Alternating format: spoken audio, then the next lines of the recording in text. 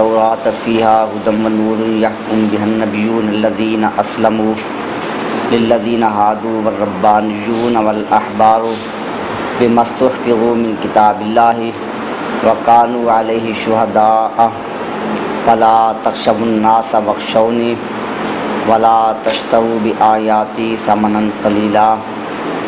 ومن لم يحكم بما انزل الله فاولئک هم الکافرون۔ اس سے پہلے یہودیوں کا بیان کیا جا رہا تھا کہ وہ تورات کے احکام پر عمل نہیں کرتے، تو اب اسی کے بارے میں آگے مزید وضاحت ہے۔ فرمایا کہ بے شک ہم نے تورات نازل فرمائی کہ اس میں ہدایت اور نور ہے، اور اس تورات کے مطابق ہی انبیاء کرام علیہ السلام جو اللہ رب العزت کے مطیع ہیں وہ فیصلہ کرتے ہیں ان لوگوں کے لیے جو یہودی ہیں، اور اسی طرح اللہ والے علماء اور فقہاء وہ تورات کے مطابق فیصلہ کرتے ہیں بے مستحفظوا من کتاب اللہ، کہ ان سے کتاب اللہ کی حفاظت کروائی گئی ہے۔ وَقَانُوا عَلَيْهِ شُهَدَاءَ، اور وہ اس پر گواہ تھے۔ فَلَا تَخْشَوُا النَّاسَ وَاخْشَوْنِ، تو تم لوگوں سے نہ ڈرو، مجھ سے ڈرو۔ وَلَا تَشْتَرُوا بِآیَاتِي ثَمَنًا قَلِيلًا، اور میری آیات کو ذلیل قیمت کے بدلے، تھوڑی قیمت کے بدلے فروخت نہ کرو۔ اور جو اللہ تبارک و تعالیٰ کے حکم کے مطابق، نازل کردہ حکم کے مطابق فیصلہ نہیں کرے گا تو یہی لوگ کافر ہیں۔ تب اس آیہ مبارکہ میں یہودیوں کو یہ بتایا گیا کہ تم ان انبیاء کرام علیہ السلام کی اور ان علماء کرام کی، ربانیین کی، جو متقدمین یہودی علماء تھے ان کی پیروی کرو، تو وہ کتاب اللہ کے مطابق ہی فیصلہ کرتے تھے۔ جس طرح تورات میں اللہ تبارک و تعالیٰ نے ان کو حکم دیا اسی کے مطابق وہ فیصلہ کرتے تھے۔ تو اس سے وہ انبیاء کرام علیہ السلام مراد ہیں جو حضرت سیدنا موسیٰ کلیم اللہ علیہ نبینا وعلیہ الصلوۃ والسلام آپ کے بعد تشریف لائے اور نئی شریعت لے کر نہیں آئے، بلکہ حضرت موسیٰ کلیم اللہ علیہ نبینا وعلیہ الصلوۃ والسلام کی شریعت کے مطابق فیصلہ کرتے رہے۔ تو جیسا وہ لوگ کتاب اللہ کے مطابق فیصلہ کرتے تھے تو تم بھی کتاب اللہ کے مطابق فیصلہ کرو۔ تم لوگوں سے ڈرتے ہو، اگر ہم نے کتاب اللہ کے مطابق فیصلہ کیا تو لوگ ہم سے ناراض ہوں گے، ان کی ناراضگی کا خوف کرتے ہو، اور دنیاوی فوائد کا لحاظ کرتے ہو اور تھوڑی قیمت لے کر کتاب اللہ کے احکام کو بدل دیتے ہو، تو فرمایا کہ یہ کفر ہے۔ اور ثمن قلیل کہا، یعنی اللہ کا جو کلام ہے اس کے مقابل میں جتنی بھی قیمت ادا کی جائے اور جتنی قیمت پر بھی کلام اللہ میں تبدیلی کی جائے وہ اس کے مقابلے میں ذلیل اور معمولی قیمتی ہوگی۔ اس لیے فرمایا کہ میری آیات کو تھوڑے ثمن کے عوض فروخت نہ کرو۔ یہ مراد نہیں کہ زیادہ قیمت لے کر احکام میں تبدیلی کر سکتے ہو، بلکہ مراد یہ ہے کہ جتنی بھی قیمت لوگے تو احکام اللہ کے مقابلے میں وہ قیمت ثمن قلیل ہی ہوگا۔ اس لیے ذلیل قیمت اور ثمن قلیل کے بدلے اللہ کے احکام میں تحریف نہ کرو۔ اب تورات میں اللہ تبارک و تعالیٰ نے ان پر جو احکام فرض کیے تھے، قصاص، اس کا بیان کیا کہ ہم نے ان پر تورات میں یہ فرض کیا تھا کہ جان جان کے بدلے ہے، آنکھ آنکھ کے بدلے، ناک ناک کے بدلے، کان کان کے بدلے، دانت دانت کے بدلے، اور زخموں کا آپس میں ایک دوسرے کے وہ بدلے ہیں۔ تو جو شخص خوشی سے معاف کر دے تو وہ اس کے لیے گناہ کا کفارہ بن جائے گا، اور جو اللہ تبارک و تعالیٰ کے احکام نازل کردہ حکم کے مطابق فیصلہ کرنا کرے تو یہی لوگ ظالم ہیں۔ تو یہ تورات میں اللہ تبارک و تعالیٰ نے جو احکام بیان کیے تھے وہ ذکر کیا، تو یہودی ان احکام سے اعراض کرتے تھے، اور نبی پاک صلی اللہ تعالیٰ علیہ وسلم آپ نے رجم والے معاملہ میں جیسا کہ پہلے بیان کیا تھا کہ آپ کے پاس یہودی مرد عورت لائے گئے جنہوں نے زنا کیا تھا، تو نبی پاک صلی اللہ تعالیٰ علیہ وسلم نے ان کے درمیان رجم کا فیصلہ کیا اور فرمایا کہ ان دونوں کو رجم کرو۔ اور آپ نے ان سے سوال کیا کہ تمہاری تورات میں اس کے متعلق کیا حکم ہے؟ تو یہودی نے جھوٹ بولا اور یہ کہا کہ ہماری تورات میں اس کے متعلق یہ حکم ہے کہ ایسے آدمی مرد عورت ان کا منہ کالا کیا جائے اور بازار میں پھرایا جائے، یہ اس کی سزا لکھی ہوئی ہے۔ تو نبی پاک صلی اللہ تعالیٰ علیہ وسلم نے فرمایا کہ اگر تم سچے ہو تو تورات پیش کرو، لیکن وہ تورات میں یہ حکم نہ دکھا سکے، اور پھر نبی پاک صلی اللہ تعالیٰ علیہ وسلم آپ نے ان کے درمیان رجم کا فیصلہ کر دیا۔ تو جب یہ رجم کا فیصلہ کیا، اس کے بعد یہودیوں کے دو گروہ تھے، ان میں ایک گروہ جو ہے وہ طاقتور تھا، تو وہ اگر قتل ہو جاتا اس کا کفارہ ادا کرنا پڑتا، دیت ادا کرنی پڑتی، وہ خود تھوڑی دیت دیتے، نصف دیت دیتے، اور کمزور لوگ ان سے قتل ہو جاتا تو وہ زیادہ دیت ادا کرتے۔ تو پھر وہ کمزور یہودی جو قبیلہ تھا وہ نبی پاک علیہ السلام کی بارگاہ میں آیا اور انہوں نے یہ کہا کہ قصاص کے بارے میں بھی ہمارے درمیان فیصلہ فرمائیے جس سے آپ نے رجم کے متعلق فیصلہ کیا ہے۔ تو پھر وہ دوسرا قبیلہ تھا، انہوں نے اس بات سے انکار کیا، تو یہ آیت مبارکہ نازل ہوئی۔ تو یہودیوں نے رجم والے معاملے سے بھی اعراض کیا اور قصاص والے معاملے سے بھی اعراض کیا۔ اب ایک تیسری چیز بیان کی جا رہی ہے جس سے یہودی نے اعراض کیا۔ ایک تو رجم والا معاملہ تھا، تورات میں رجم کا حکم دیا گیا تھا، یہودی نے اس کو ماننے سے انکار کیا، اور دوسرا تورات میں قصاص کا حکم بیان کیا تھا، قتل کے بدلے قتل ہے، تو اس حکم سے یہودیوں نے اعراض کیا۔ اب تیسرا حکم بیان کیا جا رہا ہے جس سے یہودی نے اعراض کیا، تو وہ ہے فرمایا وَقَفَّيْنَا عَلَىٰ آثَارِهِمْ بِعِيسَى ابْنِ مَرْيَمَ مُصَدِّقًا لِمَا بَيْنَ يَدَيْهِ مِنَ التَّوْرَاةِ وَآتَيْنَاهُ الْإِنْجِيلَ فِيهِ هُدًى وَنُورٌ وَمُصَدِّقًا لِمَا بَيْنَ يَدَيْهِ مِنَ التَّوْرَاةِ وَهُدًى وَمَوْعِظَةً لِلْمُتَّقِينَ۔ فرمایا کہ ان انبیاء کرام علیہ السلام کے پیچھے ہم نے حضرت عیسیٰ ابن مریم ان کو بھیجا، اور وہ اس تورات کی تصدیق کرنے والے تھے جو ان کے سامنے تھی، اور ہم نے ان کو انجیل عطا فرمائی، انجیل میں ہدایت اور نور ہے، اور یہ انجیل اس تورات کی تصدیق کرنے والی تھی جو تورات انجیل سے پہلے ہے، اور اس میں ہدایت ہے اور متقین کے لیے پرہیزگاری ہے۔ تو اس میں یہ بتایا گیا کہ جس طرح تورات میں جو حکم تھا قصاص کا اور رجم کا، یہودی اس سے انکار کرتے تھے، اسی طرح اللہ تبارک و تعالیٰ نے حضرت موسیٰ علیہ السلام کے بعد دیگر انبیاء کرام علیہ السلام کے بعد حضرت عیسیٰ ابن مریم روح اللہ علیہ نبینا علیہ السلام کو مبعوث فرمایا اور ان کو انجیل عطا فرمائی۔ تو انجیل پر ایمان لانا بھی لازم تھا، انجیل بھی تورات کی مصدق تھی، تصدیق کرنے والی تھی، اس میں بھی ہدایت اور نور تھا، اور اس میں بھی متقین کے لیے نصیحت تھی۔ لیکن یہودیوں نے جس طرح تورات کے احکام سے اعراض کیا قصاص اور رجم والے حکم سے، اسی طرح یہودیوں نے انجیل سے بھی اعراض کیا۔ تو یہ یہودیوں کا جناب وہ تیسرا اعراض ہے۔ تو یہودیوں کو حکم دینے کے بعد اب عیسائی جو ہے ان کو بھی حکم دیا جا رہا ہے کہ تم بھی اللہ تبارک و تعالیٰ کے نازل کردہ احکام پر عمل کرو۔ فرمایا وَلْيَحْكُمْ أَهْلُ الْإِنْجِيلِ بِمَا أَنزَلَ اللَّهُ فِيهِ وَمَن لَّمْ يَحْكُم بِمَا أَنزَلَ اللَّهُ فَأُولَٰئِكَ هُمُ الْفَاسِقُونَ۔ جو انجیل والے ہیں یعنی عیسائی، ان کو بھی اس کے مطابق فیصلہ کرنا چاہیے جو اللہ تعالیٰ نے انجیل میں نازل فرمایا، اور جو اللہ تبارک و تعالیٰ کے نازل کردہ حکم کے مطابق فیصلہ نہ کرے، فرمایا کہ یہی لوگ فاسق ہیں۔ اب یہاں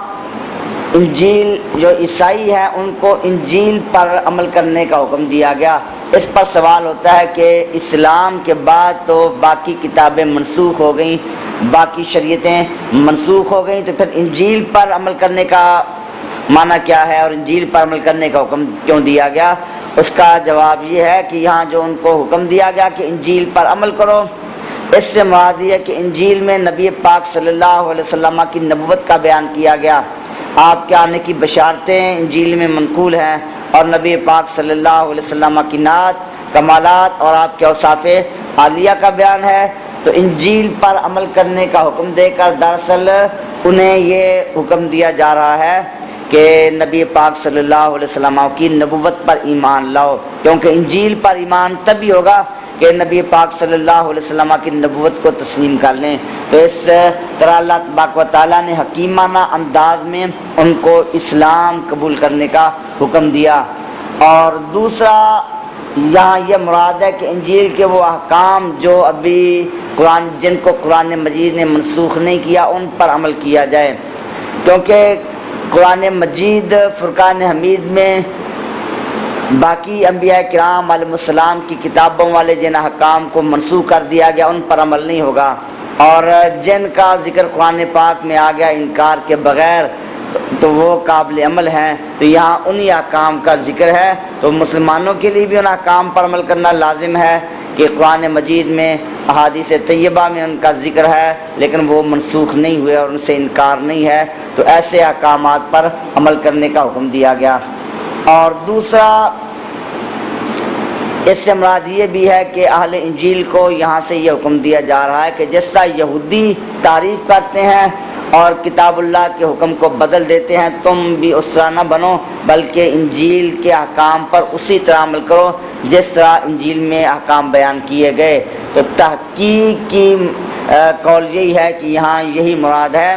کہ انجیل میں اسلام کا ذکر ہے، نبی پاک علیہ الصلوۃ والسلام کی نبوت پر دلائل موجود ہیں، تو ان دلائل کو دیکھتے ہوئے اور انجیل کے احکام کو دیکھتے ہوئے نبی پاک صلی اللہ تعالیٰ علیہ وسلم پر ایمان لاؤ۔ تو پہلے تورات کا ذکر کیا اور پھر انجیل کا ذکر کیا، اب تورات اور انجیل کے بعد پھر قرآن مجید کا ذکر کیا جا رہا ہے کہ قرآن مجید پر ایمان لانا لازمی ہے۔ فرمایا محبوب علیہ الصلوۃ والسلام ہم نے آپ پر کتاب نازل کی حق کے ساتھ، اور یہ کتاب پہلی کتابوں کی تصدیق کرنے والی ہے، وَمُهَيْمِنًا عَلَيْهِ، اور پہلی کتابوں پر یہ محافظ ہے،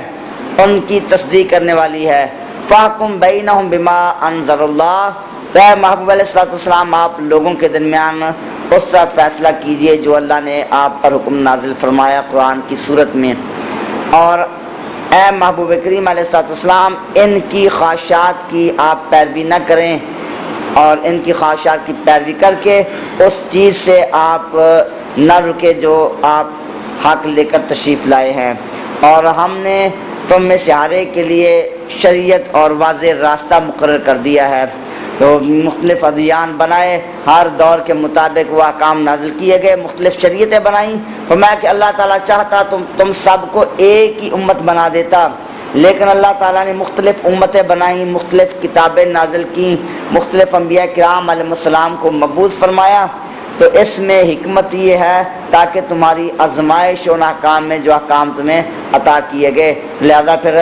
اس آزمائش پر پورے اترو اور نیکیوں کے کام میں ایک دوسرے پر سبقت کرو۔ اللہ تعالیٰ کی طرف تم سب نے لوٹ کر جانا ہے، تو اللہ تعالیٰ تمہیں خبر دے گا جن چیزوں کے بارے میں تم اختلاف کرتے تھے۔ تو قرآن مجید فرقان حمید کو اللہ تبارک و تعالیٰ نے باقی کتابوں کے لیے مصدق قرار دیا، باقی کتابوں کی تصدیق کرنے والا اور باقی کتابوں کا محافظ۔ تو قرآن مجید فرقان حمید باقی کتابوں کا محافظ کس طرح ہے کہ قرآن مجید فرقان حمید کی حفاظت کا اللہ تعالیٰ نے وعدہ کیا، فرمایا انا نحن نزلنا الذکر وانا لہ لحافظون۔ تو یہ وعدہ فرمایا اور پھر یہ دعویٰ کیا لا یأتیہ الباطل من بین یدیہ ولا من خلفہ، کہ قرآن پاک میں باطل کی آمیزش نہیں ہو سکتی، قرآن پاک سارے کا سارا حق ہے، اور یہ دعویٰ کیا کہ اس کی مثل ممکن نہیں ہے، اور اگر اس کی مثل یہ اللہ کا کلام نہیں تو پھر تم اس کی مثل پیش کر کے دکھاؤ۔ تو یہ سارے دعوے کیے، ان دعووں سے معلوم ہوا کہ قرآن پاک اللہ کی کتاب ہے۔ جب قرآن کا کتاب اللہ ہونا ثابت ہو گیا تو قرآن مجید فرقان حمید نے تورات اور انجیل کی باقی آسمانوں کی تصدیق کر دی۔ جب قرآن اللہ کا کلام ہے تو پھر جن کتابوں کی قرآن نے تصدیق کی ان کا کلام اللہ ہونا بھی ثابت ہو گیا۔ اگر قرآن مجید فرقان حمید بیان نہ فرماتا تورات برحق ہے انجیل برحق ہے تو کسی کو تورات انجیل کے برحق ہونے کا علم نہ ہوتا، وہ کتابیں تو تعریف ہو چکی تھیں۔ اللہ رب العزت کے احکام اپنی اصل صورت پر باقی نہیں تھے، تو کتاب اللہ میں ان کا ذکر آیا اور قرآن مجید نے ان کی تصدیق کی، اس طریقے سے ان کی حفاظت ہوئی کہ یقین ہو گیا کہ وہ اللہ تعالیٰ کی نازل کردہ کتابیں ہی ہیں۔ اس طریقے سے قرآن مجید ان کے لیے محیمن، ان کی حفاظت فرمانے والا ہے۔ اور اے محبوب پاک صلی اللہ تعالیٰ علیہ وسلم، آپ ان کے درمیان اس طرح فیصلہ فرمائیں جو حکم اللہ نے آپ پر نازل فرمایا، ان کی خواہشات پر نہ چلیں اور ان سے محتاط رہیں کہ کہیں یہ آپ کو فتنے میں، تکلیف میں مبتلا نہ کر دیں۔ اللہ تعالیٰ نے آپ پر جو احکام نازل کی ہیں ان بعض احکامات میں سے آپ کو لغزش نہ دیں، تو ان کے خواہشات، ان کی پیروی نہ کریں۔ اگر یہ اعراض کریں گے تو پھر آپ جان لو کہ اللہ تعالیٰ ارادہ فرماتا ہے کہ ان کو ان کے بعد گناہوں کی وجہ سے اللہ مصیبت میں مبتلا کرے گا، عذاب میں مبتلا کرے گا۔ بے شک اکثر لوگ جو وہ فاسق ہیں۔ تو یہ قرآن مجید فرقان حمید نے فرمایا کہ یہ یہود و نصارہ، آپ ان کی باتوں کی طرف توجہ نہ کریں، یہ تو چاہتے ہیں کہ جس طرح خود راہ حق پر نہیں تم کو بھی راہ حق سے پھسلا دیں، تو ان کی طرف توجہ نہ کریں، ان میں اکثر فاسق ہیں۔ تو یہ جو فرمایا نا ان میں اکثر فاسق ہیں، تو اس سے مراد یہ ہے کہ ان میں کچھ لوگ یہودی عیسائی وہ اسلام قبول کر گئے اور نبی پاک صلی اللہ علیہ وسلم کے صحابہ میں داخل ہو گئے، تو وہ تو قلیل لوگ ہیں، لیکن جو زیادہ لوگ ہیں کثیر، وہ فاسق ہیں اور نافرمانی کرنے والے۔ فرمایا کہ کیا یہ جاہلیت کا حکم تلاش کرتے ہیں، اور اللہ تعالیٰ سے بہتر حکم کس کا ہے جو یقین رکھنے والوں کے لیے ہے؟ اللہ کا جو ایمان والے کے لیے نازل کردہ حکم ہے اس سے بہتر حکم کوئی نہیں ہے، لیکن یہ اللہ تبارک و تعالیٰ کے احکام کو چھوڑ کر جاہلیت والے احکام ان کو ترجیح دیتے ہیں، تو یہ خسارے میں ہیں۔ یا ایھا الذین آمنوا لا تتخذوا اليہود والنصارى اولیاء، اے ایمان والو یہود و نصارہ کو دوست نہ بناؤ، بعضهم اولیاء بعض، یہ آپس میں ایک دوسرے کے دوست ہیں۔ ومن یتولہم منکم، اور جو کوئی تم میں سے ان کے ساتھ دوستی کرے گا، فإنہ منہم، تو بے شک وہ بھی انہی میں سے ہوگا۔ بے شک اللہ تبارک و تعالیٰ ظالمین کی قوم کو ہدایت نہیں دیتا۔ حضرت عبادہ بن صامت رضی اللہ تعالیٰ عنہ صحابی رسول ہیں، ان کے بہت سے یہودیوں کے ساتھ دوستی تھی، یہودی ان کے حلیف تھے، اور پھر حضرت عبادہ بن صامت رضی اللہ تعالیٰ عنہ نے ان سے دوستی ختم کر دی، ان سے بیزاری کا اظہار کیا۔ رئیس المنافقین عبداللہ بن ابی نے جب یہ دیکھا، اس نے کہا کہ میں تو ان لوگوں سے دوستی ختم نہیں کرتا، میں ان سے بیزار نہیں ہوتا، کیونکہ ہو سکتا ہے کہ کوئی گردش آ جائے، مصیبت آ جائے، تو مصیبت کے وقت یہ ہمارے کام آئیں گے، لہذا ہم ان سے دوستی ختم نہیں کر سکتے۔ اسی طرح حضرت ابو موسیٰ اشعری رضی اللہ تعالیٰ عنہ، آپ نے ایک نصرانی کو، ایک عیسائی کو اپنے پاس کاتب رکھا لکھنے کے لیے۔ حضرت سیدنا عمر فاروق رضی اللہ تعالیٰ عنہ آپ کو پتہ چلا تو آپ نے یہی آیت تلاوت فرمائی کہ اے ایمان والو یہود و نصارہ کو دوست نہ بناؤ۔ حضرت ابو موسیٰ اشعری رضی اللہ تعالیٰ عنہ آپ نے عرض کیا کہ اس کا دین اس کے ساتھ ہے، میں نے تو اس سے صرف کتابت کروانی ہے اور دین کے ساتھ کوئی تعلق نہیں ہے۔ تو حضرت عمر فاروق رضی اللہ تعالیٰ عنہ نے فرمایا کہ اللہ نے ان کو ذلیل کیا ہے اور تم کو ان کو عزت دے رہے ہو۔ فرمایا اگر عیسائی مر جائے، عیسائی کاتب نہ ملے، پھر کیا کرو گے؟ تو یہ کاتب نہ ہوتا پھر بھی تم کسی مسلمان کو کاتب رکھتے، تو اب بھی تم مسلمان کو ہی کاتب رکھو۔ تو یہ یہود و نصارہ عیسائی ہیں، اگرچہ دینی دنیاوی ضروریات کے پیش نظر دنیاوی معاملات ان سے کیے جا سکتے ہیں، لیکن پھر بھی بہتر طریقہ یہی ہے کہ ان کے ساتھ تعلقات نہ رکھے جائیں، کیونکہ تعلقات رکھیں گے تو اس سے دوستی اور محبت پیدا ہوگی، اور ان کے ساتھ دوستی کرنے سے، محبت کرنے سے اللہ تعالیٰ نے منع فرمایا۔ فَتَرَى الَّذِينَ فِي قُلُوبِهِم مَّرَضٌ يُسَارِعُونَ فِيهِم، تم ان لوگوں کو دیکھو گے جن کے دلوں میں بیماری ہے، وہ یہودیوں کی طرف بڑی جلدی سے جاتے ہیں۔ وہ کہتے ہیں نخشا ان تصیبنا دائرہ، ہمیں خدشہ ہے کہ کہیں ہم پر کوئی گردش نہ آ جائے۔ فَعَسَى اللَّهُ أَن يَأْتِيَ بِالْفَتْحِ أَوْ أَمْرٍ مِّنْ عِندِهِ، تو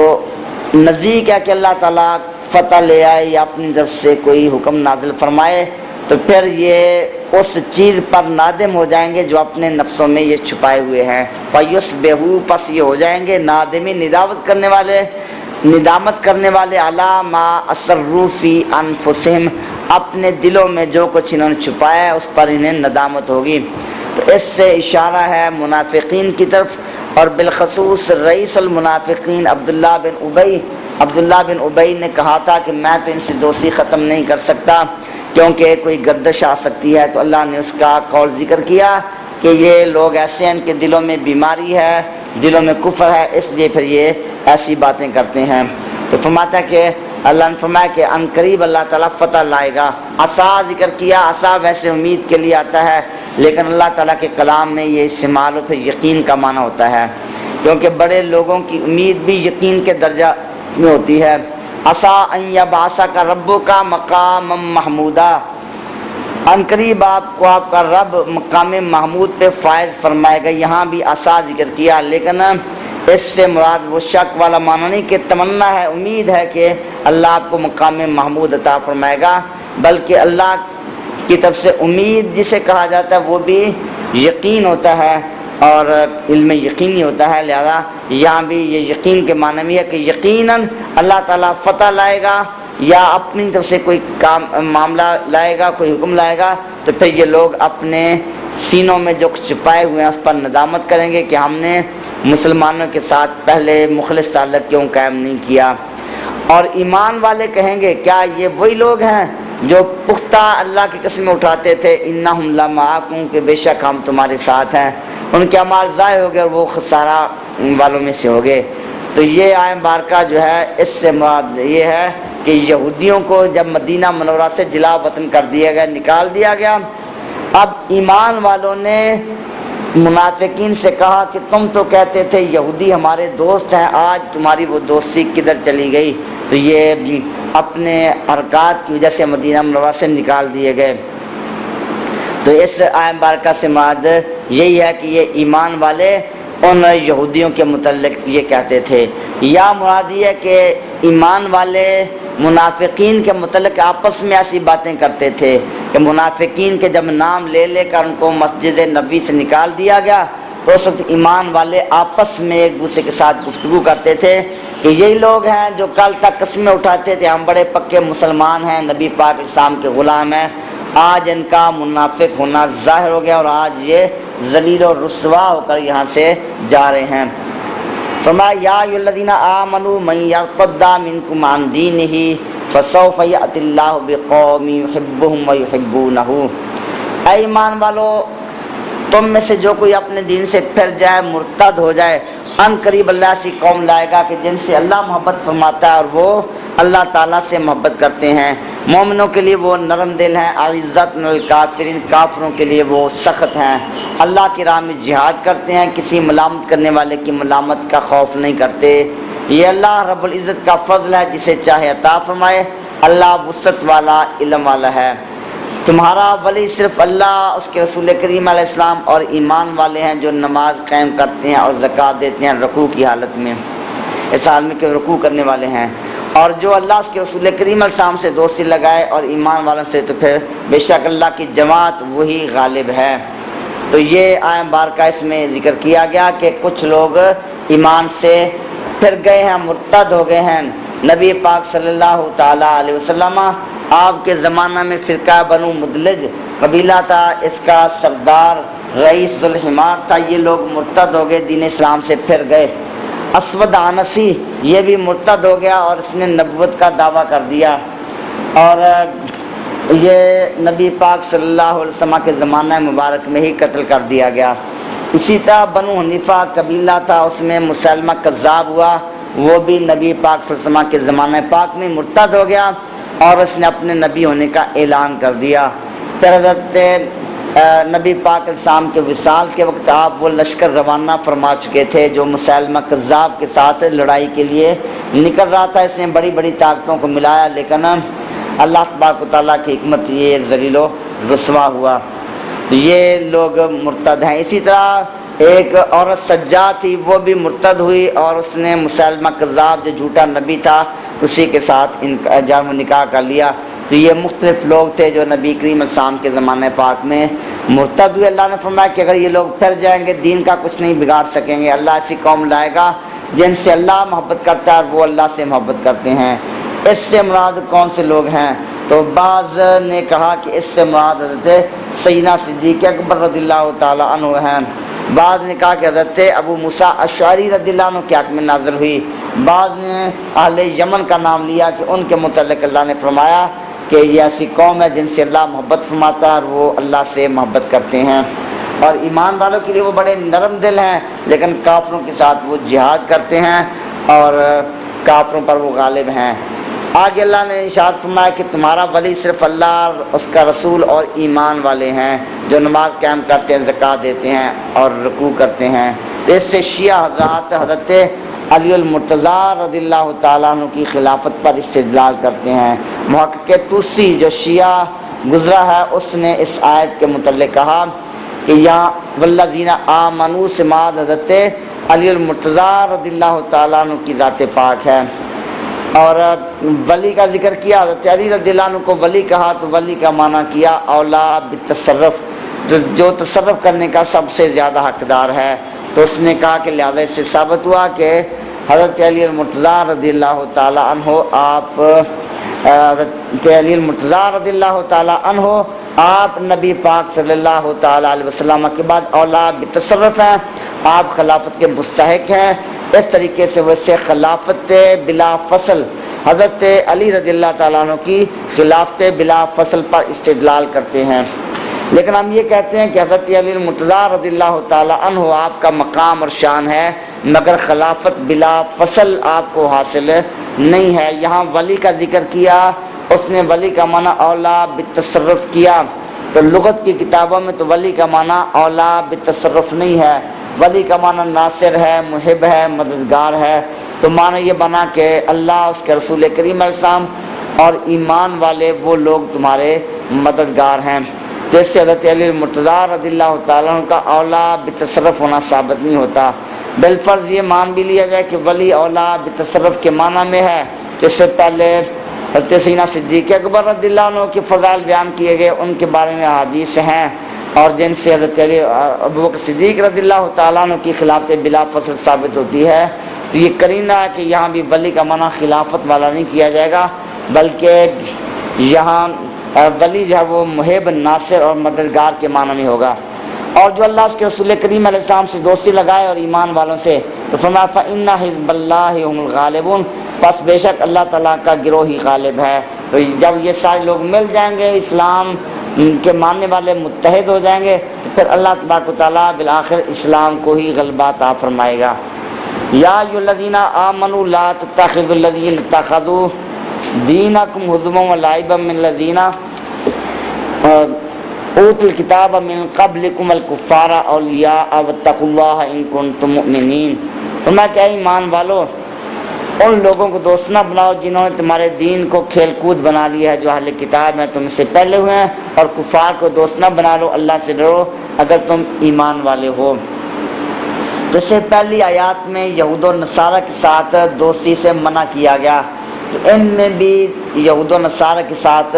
دوستی سے ممانعت ہے، تو ان کو اللہ تبارک و تعالیٰ نے یہاں یہ اہل کتاب فرمایا اور کفار کا الگ ذکر کیا۔ تو قرآن مجید کی عام اصطلاح ہے، یہود و نصارہ کے لیے اہل کتاب کا لفظ استعمال کیا جاتا ہے، اور باقی جو مشرکین ہیں ان کے لیے کفار کا لفظ استعمال کیا جاتا ہے۔ لیکن اس سے یہ استدلال نہیں ہو سکتا کہ یہود و نصارہ کو کفار نہیں کہا جا سکتا، کیونکہ خود قرآن مجید میں یہود و نصارہ کو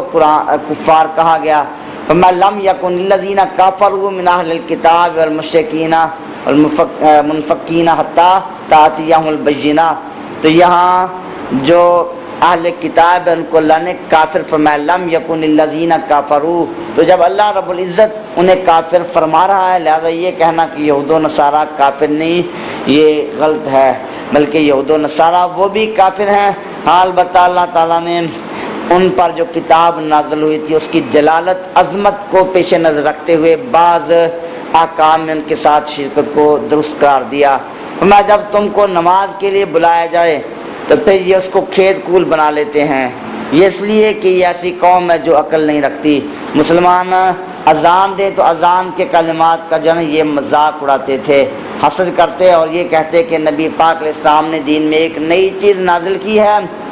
تو نبی پاک صلی اللہ تعالی علیہ وسلم نے یہ نیا طریقہ اختیار کیا۔ اس طریقے سے وہ اذان کا مذاق اڑاتے۔ اذان کہاں مشروع ہوئی؟ سب سے پہلے معراج کی رات نبی پاک صلی اللہ تعالی علیہ وسلم جب اللہ کی بارگاہ میں حاضر ہوئے تو وہاں فرشتے کی آواز میں آپ کو اذان سنائی دی گئی۔ تو ایک تو اس طریقے سے نبی پاک علیہ السلام نے اذان سنی،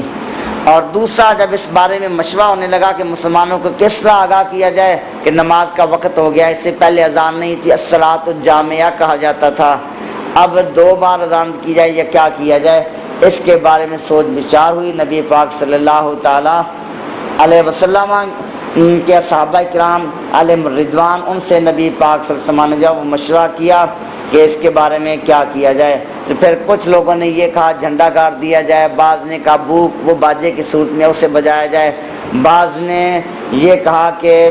ناقوس یہ عیسائی کرتے تھے گھنٹہ بجایا جاتا، اس طرح مختلف آراء پیش کی گئیں۔ اور پھر نبی پاک صلی اللہ علیہ وسلم کو فرشتے کی صورت میں اذان کی آواز سنائی گئی، اور نبی پاک علیہ السلام کے صحابہ کرام میں سے حضرت عبداللہ بن زید رضی اللہ تعالیٰ عنہ، ان کو نیند و بیداری کے عالم میں جب وہ اذان سنائی دی گئی۔ حضرت عمر فاروق رضی اللہ تعالیٰ عنہ، آپ ان سے بھی پہلے خواب میں اذان کا طریقہ دیکھ چکے تھے، مگر آپ خاموش رہے ادمن۔ اور پھر جب حضرت عبداللہ بن زید رضی اللہ تعالیٰ عنہ آپ نے خواب دیکھا تو پھر آپ نے جس طرح کلمات سنے تھے اسی کے مطابق نبی پاک صلی اللہ تعالی علیہ وسلم نے حضرت بلال رضی اللہ تعالیٰ عنہ کو اذان کا حکم دیا۔ حضرت زید بن ثابت رضی اللہ تعالیٰ عنہ جنہوں نے خواب دیکھا تھا وہ بیمار تھے، ورنہ ان کو حکم دیا جاتا، تو ان کی بیماری کی وجہ سے نبی پاک صلی اللہ علیہ وسلم نے حضرت بلال رضی اللہ تعالیٰ عنہ کو حکم دیا کہ وہ ان سے پوچھ کر اذان دیں۔ اور سنن ابی داؤد کی حدیث پاک حضرت عبداللہ بن زید رضی اللہ عنہ نے دیکھا کہ ایک شخص ناقوس وہ باجا ہے اٹھائے جا رہا ہے، تو یہ آگے ہوئے اور آگے بڑھ کر کہا کہ یہ باجا مجھے دے دو، میں اسے خریدتا ہوں۔ انہوں نے کہا کہ تم اس سے کیا کرو گے؟ تو انہوں نے بتایا کہ ہم اس طرح اہل ایمان کو متنبع کریں گے کہ اذان نماز کا وقت ہو گیا ہے۔ تو پھر وہ فرشتہ تھا، اس نے کہا کہ کیا میں تم کو اس سے بہتر طریقہ جو وہ تعلیم نہ کروں؟ تو اس فرشتے نے پھر اذان دے کر سنائی، تو اس طریقے سے اذان کو خواب میں دیکھا گیا۔ امام اعظم ابو حنیفہ اور امام احمد بن حنبل رحمۃ اللہ تعالی علیہ دونوں کے نزدیک اذان کے 15 کلمات ہیں، ان میں ترجیح نہیں ہوگی۔ ترجیح ہوتی ہے کہ پہلے وہ اشہد اللہ الہ الا اللہ اشہد ان محمد رسول اللہ آہستہ آواز سے کہا جائے، پھر اسی کو بلند آواز سے کہا جائے۔ تو ان سے بیان کردہ روایت جو ہے حضرت عبداللہ بن زید رضی اللہ تعالیٰ عنہ والی، اس میں ترجیح کا ذکر نہیں ہے۔ تو باقی ائمہ وہ اذان میں ترجیح کے قائل ہیں۔ وہ حضرت ابو معذورہ رضی اللہ عنہ والی روایت پیش کرتے ہیں کہ اسلام لانے سے پہلے حنین کے راستے میں وہ لڑکوں کے ساتھ کھیل رہے تھے، کم عمر تھے، تو مسلمانوں کا قافلہ وہاں سے گزرا، انہوں نے اذان کی آواز سنی تو یہ بھی اذان کا مذاق اڑانے لگے اور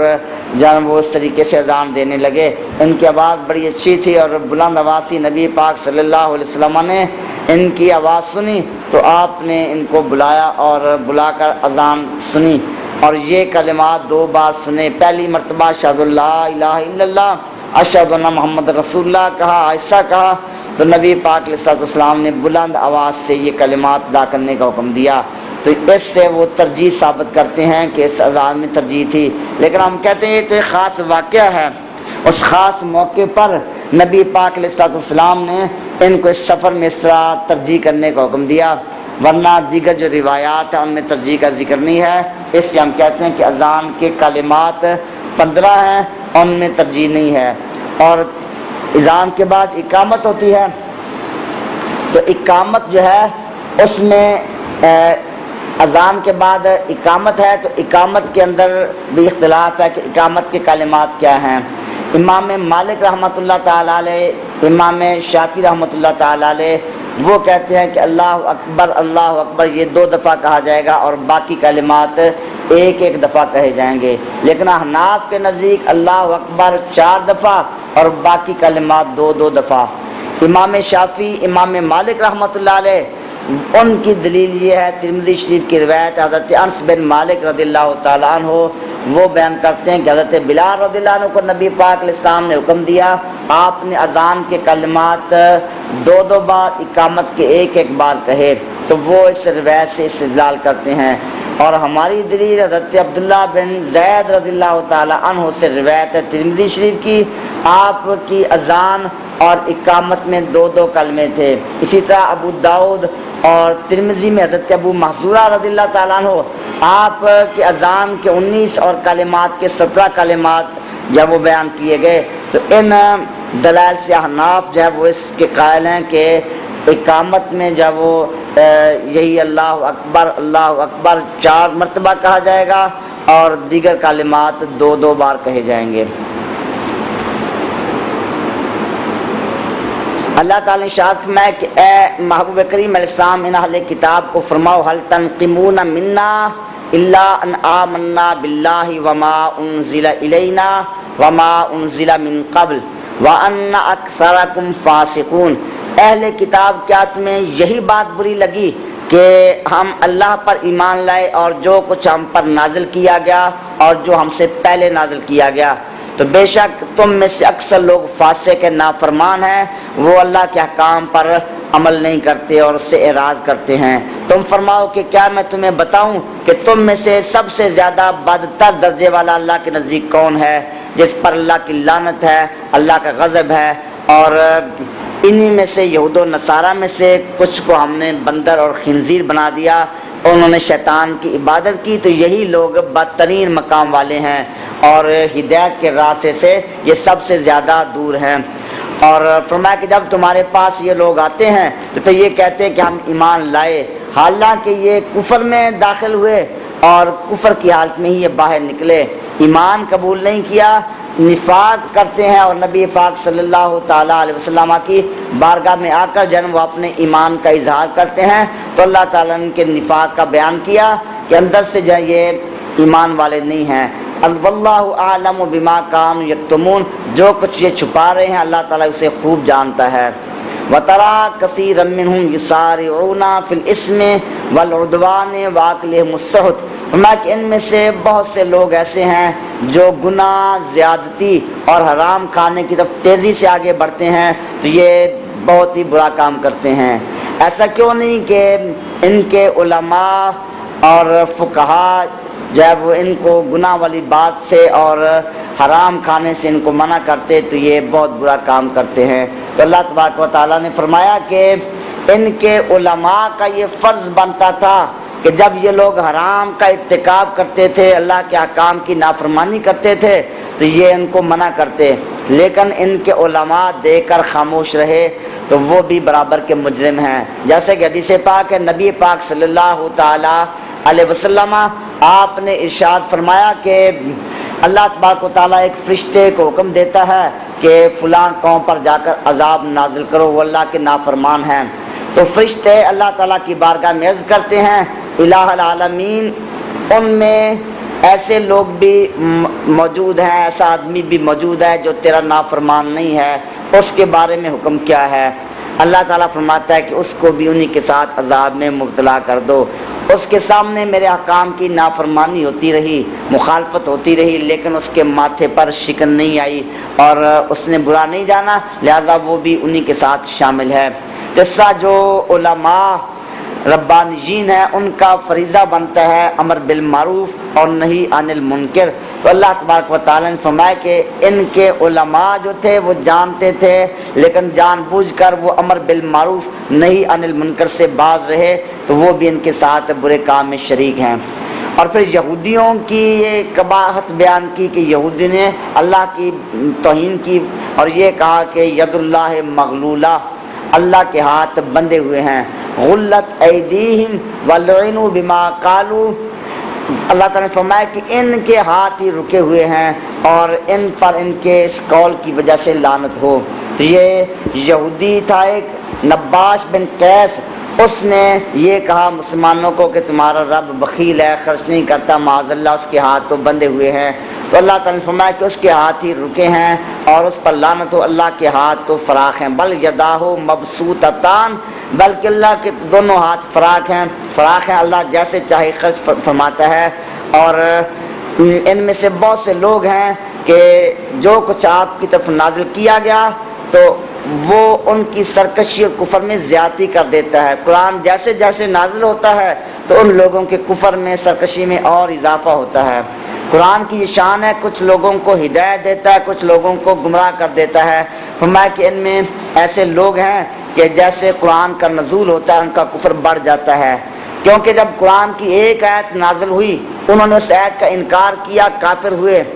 اور جب 2 آیتیں نازل ہوئیں 2 آیتوں کے منکر ہوئے، کفر میں اور زیادتی آ گئی، اور 100 آیات نازل ہوئیں 100 آیات کے منکر بن گئے، کفر میں اور زیادتی آ گئی۔ اس طرح جیسے جیسے قرآن پاک کا نزول ہوتا ہے ان کے کفر اور سرکشی میں بھی اضافہ ہوتا ہے۔ اور پھر یہودیوں نے یہ بھی کہا کہ اللہ تبارک و تعالی ہم سے قرض مانگتا ہے، اللہ فقیر ہے، ہم مالدار ہیں۔ اللہ کا ارشاد ہے من ذا الذی یقرض اللہ قرضا حسنا، کون اللہ کو قرض حسن دے گا؟ تو ان لوگوں نے اس آیت کو لے کر مذاق اڑایا اور یہ کہا کہ اللہ یعذ باللہ، اللہ فقیر ہے، ہم مالدار ہیں، اللہ ہم سے قرض مانگتا ہے۔ ان کے بہت بڑے ایک عالم نے ان کی مجلس میں یہ بات کہی تو حضرت سیدنا ابوبکر صدیق رضی اللہ تعالیٰ عنہ آپ تشریف فرما تھے، آپ نے ان کے بہت بڑے عالم کے تھپڑ مارا اس توہین پر۔ یہودی نبی پاک علیہ السلام کی بارگاہ میں شکایت لے کر آئے کہ حضرت ابوبکر صدیق رضی اللہ عنہ نے ہمارے ساتھ زیادتی کی ہے، آپ سے استفسار کیا گیا، آپ نے صورتحال بیان کی اور یہودی منکر ہو گئے کہ ہم نے تو ایسی بات نہیں کہی۔ تو پھر قرآن کی آیات نازل ہوئی لقد سمع اللہ قول الذین قالوا ان اللہ فقیر ونحن اغنیاء، کہ اللہ نے ان کی بات سنی ہے، انہوں نے ایسا کہا ہے۔ اللہ نے فرمایا کہ ان کے درمیان ہم نے دشمنی اور بغض قیامت تک رکھ دیا، جب بھی یہ جنگ کی آگ کو بھڑکاتے ہیں اللہ اس کو بجھا دیتا ہے، اور یہ زمین میں فساد پھیلاتے ہیں، اللہ تبارک و تعالیٰ مفسدین کو پسند نہیں فرماتا، مفسدین سے اللہ تعالیٰ محبت نہیں فرماتا۔ تو یہ یہودیوں کے عیسائیوں کے آپس میں شدید اختلافات ہیں، آپس میں ان کی لڑائیاں ہوتی ہیں، اور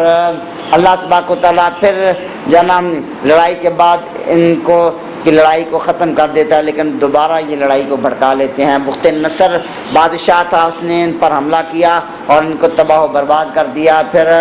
اس کے بعد